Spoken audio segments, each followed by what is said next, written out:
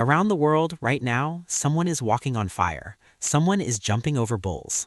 Someone is feeding a body to the sky. None of them are crazy. All of them have a reason, and by the end of this, you'll understand everyone. Toraja funeral, Indonesia.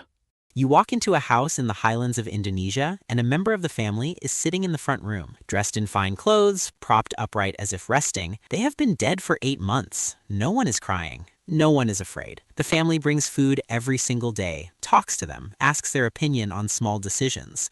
To you, this looks impossible. To them, it is simply Tuesday. This is the Toraja people of South Sulawesi. And to understand why, you have to let go of everything you assume death is supposed to look like. In Toraja belief, a person is not dead the moment their heart stops. They are mekula, which means sick. Only after the full funeral rite, called Rambu Solo, is performed, is the soul considered ready to travel to the afterlife, a place called Puya. That funeral can take months, sometimes years to prepare, because it has to match the social standing of the person who died, right down to how many water buffalo are sacrificed to guide them home. So the body waits, preserved with natural herbs, kept in the family home, treated as present rather than gone. Anthropologist Kathleen Adams has studied how this practice functions less as denial and more as a way of letting grief unfold on its own timeline. When you think about it, you already do a version of this. You keep voicemails from people you've lost. You leave their number saved in your phone. The Toraja simply built that instinct into an entire architecture of daily life.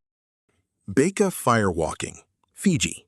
Halfway across the world on the Fijian island of Beqa, a group of men walk barefoot across a bed of white hot stones. Stones heated for hours until they glow, and they do not scream, do not run, do not blister. Tourists watching this assume it is a trick. It is not. The ritual is called Vilavaleravo, and legend traces it back to a warrior named Tui Namoliwai, who caught an eel that transformed into a spirit and offered him the gift of fire immunity in exchange for his life. Today, only initiated men from certain Beqa clans are believed to hold that protection, and outsiders who imitate the walk without it get burned. Physicist Gerald Walker, who studied firewalking, found part of the explanation. Stone has low thermal conductivity, so a brief, confident footstep doesn't transfer heat fast enough to burn you. But the Beqa Islanders were doing this centuries before thermal conductivity had a name. Fear was the real danger, since a hesitant, sweating foot conducts heat differently than a steady one. The ritual, the chanting, the belief itself functioned as a kind of psychological anesthetic.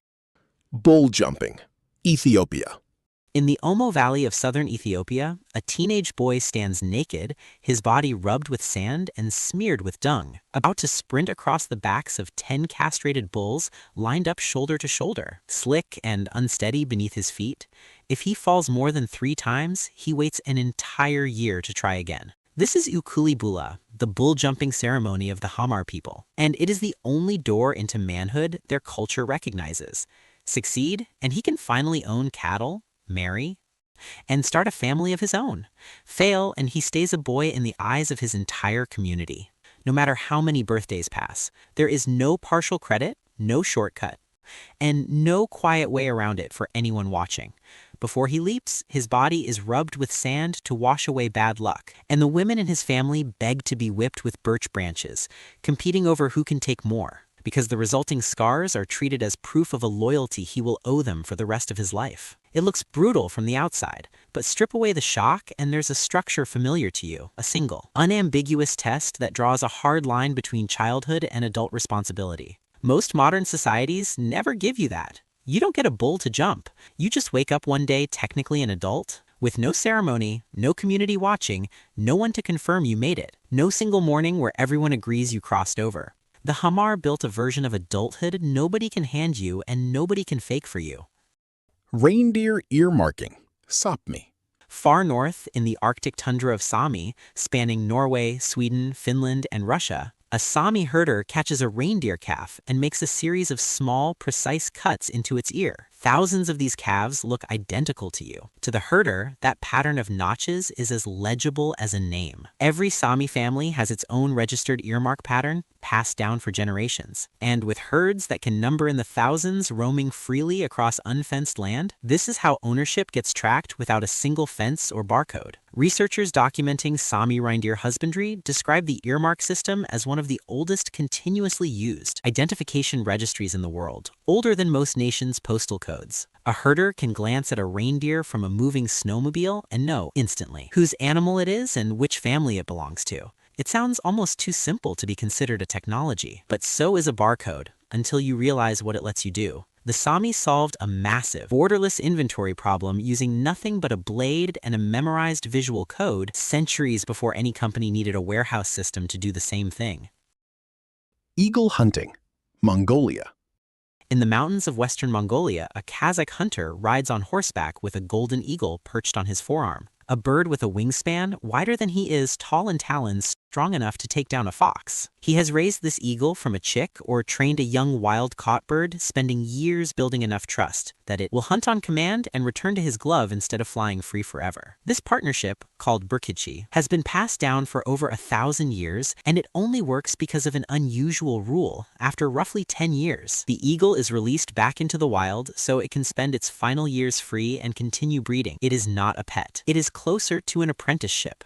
Anthropologists who have documented Kazakh eagle hunters describe the bond as built on mutual benefit, not domination, since a golden eagle can never truly be forced to hunt, only convinced. If you have ever trained a dog or built trust slowly with someone who had every reason not to trust you, you already understand the logic here. You cannot force loyalty from something strong enough to leave. You can only make staying worth it. Potlatch, Pacific Northwest.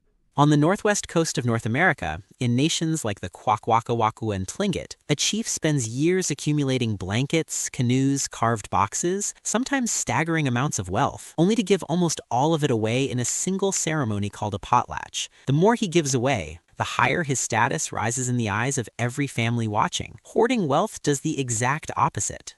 It shrinks you socially, quietly marking you as someone not to be trusted with responsibility. For decades, colonial governments in Canada actually banned the potlatch outright, from 1885 to 1951, because officials looking in from outside assumed a ceremony built around giving everything away had to be irrational or wasteful. It was neither. Anthropologist Franz Boas, who lived among Pacific Northwest nations and documented potlatch practices in detail, described it as a highly structured economic system, one that redistributed resources, cemented alliances between families, settled disputes, and confirmed social rank, all without a single coin changing hands. In lean years, that redistributed wealth is exactly what kept struggling families fed when their own harvest failed. What looked to outsiders like reckless waste was actually a form of insurance, built directly into the culture's definition of what it even means to succeed. Sky burial, Tibet.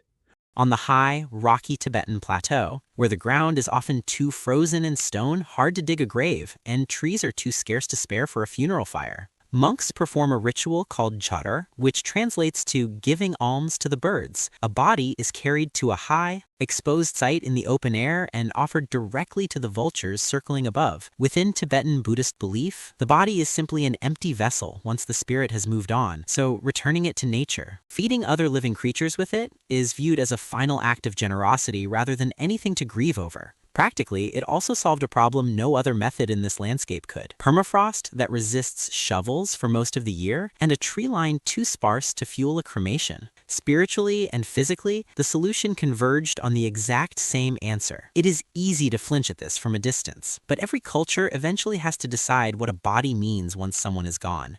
And the Tibetan answer, offering it back to the mountain and the sky that shaped their entire life, is no stranger than sealing someone inside a box built specifically to resist decay forever.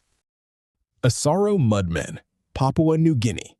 In the highlands of Papua New Guinea, men from the Asaro region emerge from the forest coated head to toe in pale gray clay, wearing oversized, eerie ceramic masks with exaggerated features, moving in total silence, saying nothing. The story passed down through generations says their ancestors, defeated in battle and fleeing toward a muddy river, discovered that when they crawled out covered in mud, their enemies mistook them for vengeful spirits and fled in terror rather than finish the fight. What began as a desperate, accidental battlefield trick became a lasting identity, still performed today at cultural festivals and celebrations across the region. There was no spirit walking that riverbank. There was no magic in the mud itself. There was a group of people who took one desperate improvisation and turned it into generations of tradition, a costume built entirely out of fear and repurposed into folklore that outlived the war it came from. It is a reminder that plenty of the customs that look ancient and mystical to you from the outside actually started as something far more ordinary, someone solving an immediate, urgent problem, and their children deciding it was worth keeping long after the danger had passed. Go back to that house in South Sulawesi, to the family sitting beside someone they love, refusing to let go before they are ready. It looked impossible to you at the start. It doesn't anymore. Every tradition you just walked through was built by people solving a real problem with the tools they had. Grief, fear, status, ownership, trust, geography, memory. None of it was ever really about being strange. It was about being human, using whatever the world handed you to make sense of the parts of life that don't come with instructions.